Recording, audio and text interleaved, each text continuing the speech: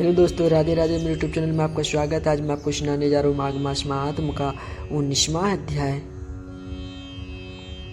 वह 5 कन्याएं इस प्रकार विलाप करते हुए बहुत देर तक प्रतीक्षा करके अपने घर लौटी। जब घर आई थी तो माताओं ने कहा, इतना विलम्ब तुमने क्यों कर दिया? कन्याओं ने कहा, हम किन्नरियां के साथ क्रीड़ा करते हुए सरोवर पर थी। आज हम थक गई हैं और जाकर लेट गए। वशिष्ठ जी कहते हैं, इस प्रकार आशय को छुपाकर वह विरह की मारी पड़ी। उन्होंने घर में आकर किसी प्रकार की क्रीड़ा नहीं की। वह रात्रि उनको एक युग के समान बीती। सूर्य नारायण के उदय होते ही वह अपने आप को जीवित मानते हुए माताओं की आज्ञा लेकर गौरी पूजन करने वह कन्याएं वहां जाने लगी। उसी समय ब्राह्मण भी स्नान करने के लिए सरोवर पर आया। उसके आने पर कन्याओं ने वाह वाह किया। जैसे कमलिनी प्रातः काल सूर्योदय को देखकर कहती है, उसको देखकर उसके नेत्र खुल गए और उस ब्रह्मचारी के पास चली गई। आपस में एक दूसरे का हाथ पकड़कर चारों तरफ से उनको घेर लिया और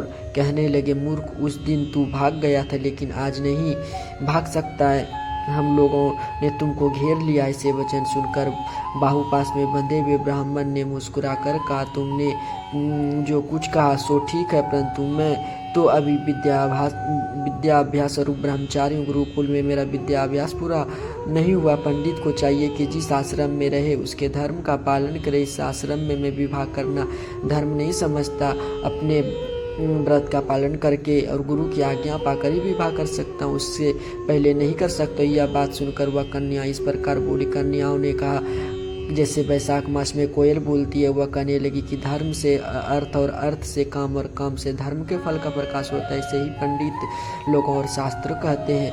हम काम सहित धर्म की अधिकता से आपके पास आए हैं, सो आप पृथ्वी के सब भोगों को भोगिए। ब्राह्मण का तुम्हारा वचन सत्य, किंतु मैं अपने व्रत को समाप्त करके ही विवाह कर सकता हूँ, पहले नहीं कर सकता हूँ। तब कन्याओं कहने लगी, तुम मूर्ख हो। अनोखी औषधि, ब्रह्म बुद्धि, रसायन सिद्धि, अच्छे कुल की सुंदर नारियां तथा मंत्र जिस समय प्राप्त हो तब ही ग्रहण कर लेना चाहिए। कार्य को टालना नहीं अच्छा होता है। केवल भाग्य वाले पुरुष ही प्रेम से पूर्ण अच्छे कुल से उत्पन्न स्वयंवर चाहने वाली कन्या को प्राप्त होते हैं। कहाँ हम अनोखी नारियां, कहाँ आप तपस्वी बालक। या विमेल का मेल मिलाने में विधाता की चतुराई। इस कारण आप हम लोगों के साथ गंधर्व विवाह कर ले। उस धर्मात्मा ब्राह्मण ने कहा, व्रती रहकर इस समय विवाह नहीं करूँगा, मैं स्वयंवर की इच्छा नहीं करता।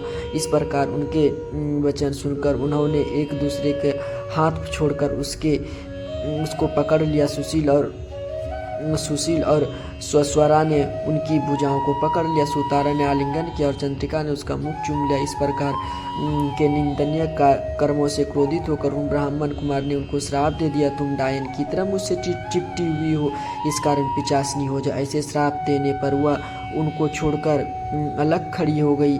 कन्याओं ने कहा, हम अपराधियों को वृथा श्राप क्यों दिया? तुम्हारी इस धर्म ज्ञाता पर धिक्कार है। प्रेम करने वाले से बुराई करने वाले का सुख दोनों लोकों में नष्ट हो जाते, इसीलिए तुम भी हम लोगों के साथ पिचास हो जाओ।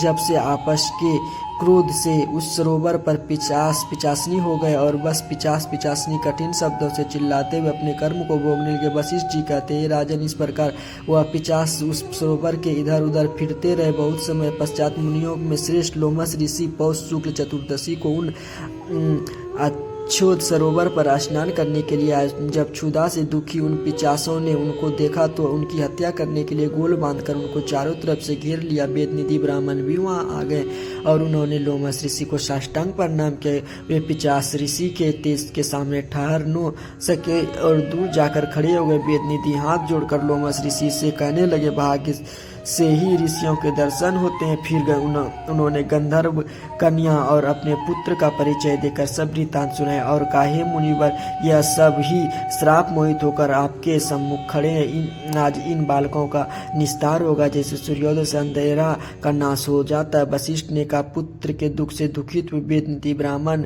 के ऐसे वचन सुनकर लोमस ऋषि के नेत्रों में जल भर आया और वेदनिधि से कहने लगे, मेरे प्रसाद से बालकों को शीघ्र ही समृद्धि पैदा हो। मैं उनका धर्म कहता हूँ, जिससे उनका आपस का ज्ञान विलीन हो जाएगा। माघ मास महात्म का 19वां अध्याय संपूर्ण हुआ। राधे राधे दोस्तों।